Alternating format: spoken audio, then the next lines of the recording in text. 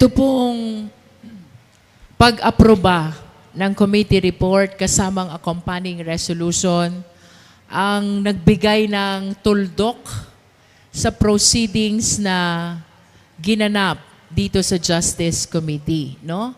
Doon sa committee report, pinagtibay po yung pinagbotohan last February 4, insufficiency in substance of both the De Jesus complaint and the Masa et al. Complaint. And in consideration of this position in the committee report, pinagbotohan na rin po on the same vote, yung accompanying resolution which incorporates the dismissal of the impeachment complaint, no?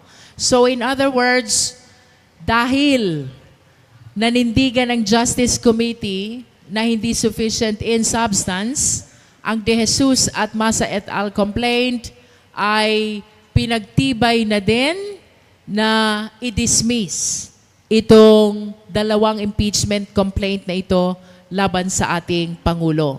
Nevertheless, both the impeachment complaint and its accompanying resolution are subject to the approval or disapproval of the plenary once it is included in the order of business, no? So right now, we are completing the signatures because it's quite a huge number in the Justice Committee who voted in favor of the approval of the committee report and its accompanying resolution, no?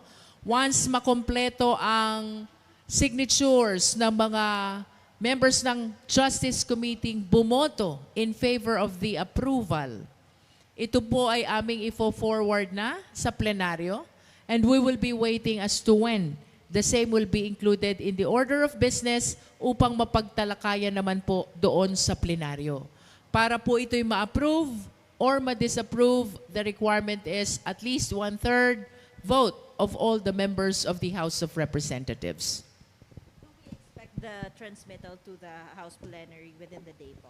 We will definitely transmit today. But as to when the same will be included in the order of business, it will depend on the Committee on Rules.